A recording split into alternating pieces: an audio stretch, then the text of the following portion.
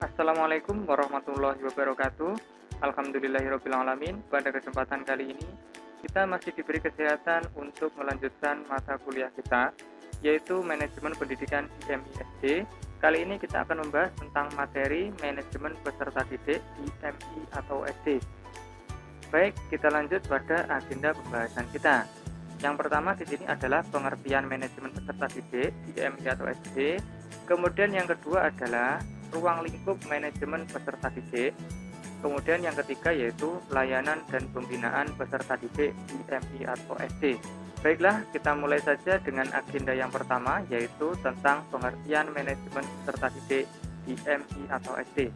Menurut Hindayat Sutopo dan Westi Sumanto, manajemen peserta didik itu adalah penataan atau pengaturan segala sesuatu yang berkaitan dengan peserta didik, yaitu mulai dari masuknya peserta didik sampai dengan keluarnya peserta didik tersebut dari suatu sekolah atau suatu lembaga. Nah, menurut Nezevic, manajemen peserta didik itu adalah layanan yang memusatkan perhatian pada pengaturan, pengawasan dan layanan siswa di kelas dan di luar kelas, seperti pengenalan, pendaftaran, layanan individu, seperti kemampuan, minat, kebutuhan, sampai ia matang di sekolah. Itu adalah manajemen peserta didik. Nah, sehingga jika kita gabungkan atau kita tarik kesimpulan, manajemen peserta didik adalah suatu pengaturan terhadap peserta didik di sekolah sejak peserta didik masuk sampai dengan peserta didik lulus, bahkan sampai menjadi alumni. Itu adalah manajemen peserta didik. Baiklah, setelah kita pahami tentang pengertian manajemen peserta didik, mari kita lanjut pada agenda selanjutnya, yaitu membahas tentang ruang lingkup manajemen peserta didik. Ruang lingkupnya ada 8 di sini ya. Yang pertama adalah analisis kebutuhan peserta didik. Yang kedua, rekrutmen peserta didik. Yang ketiga, seleksi peserta didik. Kemudian yang keempat adalah orientasi peserta didik. Ini adalah pengenalan peserta didik terhadap lembaganya. Kemudian penempatan peserta didik atau pembagian kelas. Nah, kemudian yang keenam yaitu pembinaan dan pengembangan peserta didik.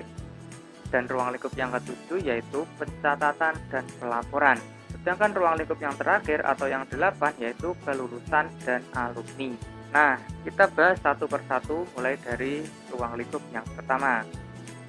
Di sini ada analisis kebutuhan peserta didik.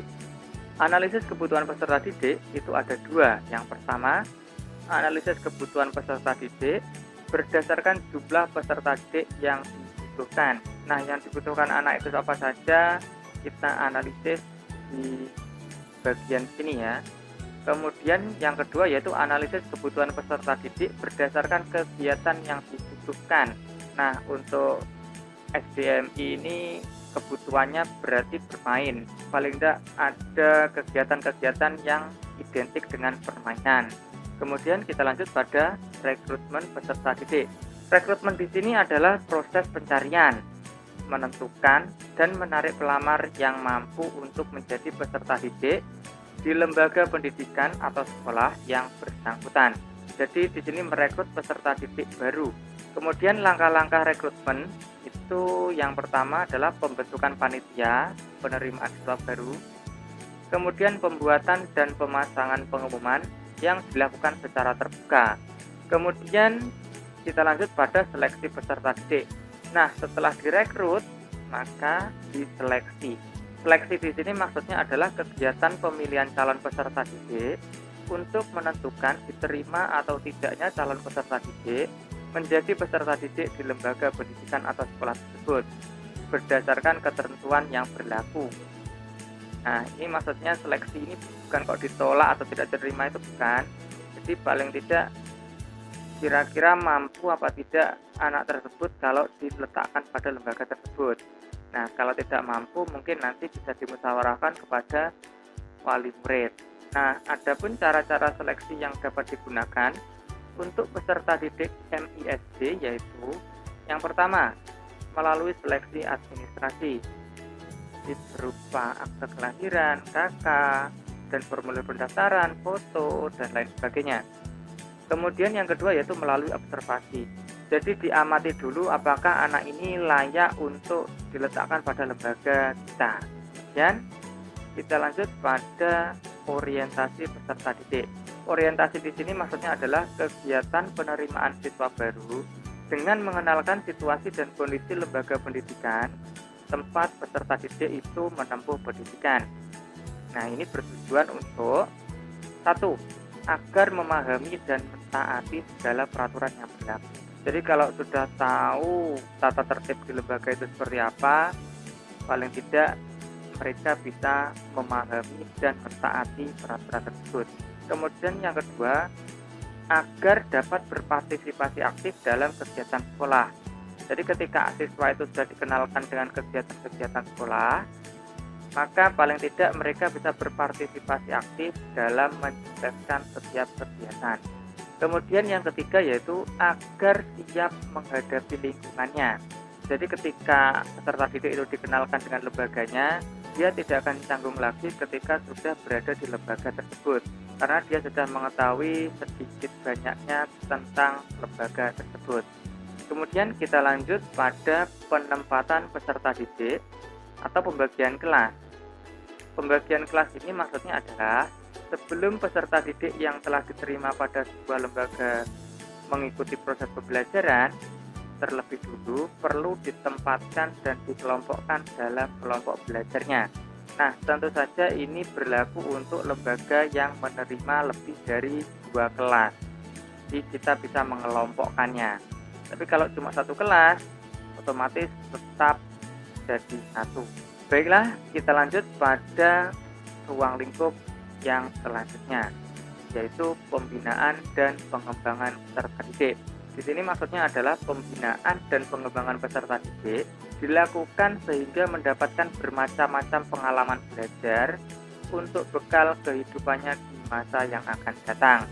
Jadi di sini disediakan pembinaan atau pengembangan bakat dan minat dari peserta didik tersebut, sehingga ketika nanti sudah lulus, selain dia bagus di akademik, dia juga punya poin plus di bidang kesenian dan keterampilan.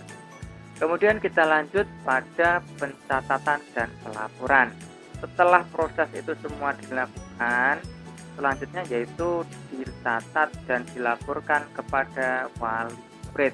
Pencatatan dan pelaporan di sini maksudnya adalah pencatatan dan pelaporan tentang kondisi peserta didik perlu dilakukan agar pihak lembaga dapat memberikan bimbingan yang optimal pada peserta didik. Jadi ketika per semester itu dikasih laporan, nah itu orang tua responnya seperti apa, terus guru juga bisa menentukan kedepannya anak ini akan dilayani seperti apa. Kemudian kita lanjut pada kelulusan dan alumni. Maksud dari kelulusan dan alumni di sini adalah kelulusan dan alumni merupakan tanda eksistensi dari lembaga asal dan juga sebagai testimoni hasil pendidikan dari lembaga pendidikan tersebut saat disandingkan dengan alumni lembaga lain. Jadi di sini alumni itu bisa berbicara tentang kualitas lembaga kita. Apalagi ketika sudah disandingkan dengan alumni dari lembaga lain, mereka bisa berkolaborasi di sana, mereka bisa bertukar pengalaman selama di lembaga asalnya. Jadi di sini kelulusan dan alumni masuk pada ruang lingkup manajemen peserta didik. Kemudian kita lanjut pada layanan dan pembinaan peserta didik IMI atau SD. Nah, layanan dan pembinaan yang diberikan untuk peserta didik SDMI paling tidak itu ada 6 di sini ya saya sebutkan. Yang pertama yaitu layanan bimbingan dan konseling. Nah, ini bertujuan agar siswa-siswa yang bermasalah di lembaga tersebut bisa diselesaikan atau diberi solusi oleh pihak lembaga juga. Kemudian layanan perpustakaan. Ini sangat penting karena perpustakaan itu merupakan jantung dari sebuah lembaga. Karena pusat ilmu itu letaknya di perpustakaan. Jadi peserta didik bisa mendapatkan penunjang pengetahuan lewat perpustakaan tersebut. Nah, kemudian layanan kantin. Nah, layanan kantin ini sangat diperlukan apabila lembaga tersebut menerapkan full day ya. Jadi pagi sampai sore itu perlu diberikan layanan kantin. Kemudian layanan kesehatan, ini juga penting. Biasanya kalau di lembaga itu ada UKS, itu untuk layanan kesehatan dari lembaga. Kemudian layanan transportasi dan layanan asrama. Nah, untuk transportasi dan asrama ini fleksibel. Jika diterapkan itu juga bagus, kalau tidak juga tidak masalah. Jadi tujuannya adalah untuk mempermudah peserta didik yang jaraknya jauh dari lembaga tersebut. Nah, kemudian yang terakhir yaitu pembinaan melalui kegiatan ekstrakurikuler. Nah, layanan dan pembinaan di sini berfungsi setelah mereka lulus atau suatu saat nanti dia sudah keluar dari lembaga tersebut. Dia punya keterampilan dan keahlian lain. Dengan berakhirnya layanan dan pembinaan peserta didik di MISD, maka berakhir pula materi kita pada kali ini. Terima kasih telah menyimak penjelasan kali ini dari awal hingga akhir. Semoga pandemi COVID-19 segera berakhir dari negara kita.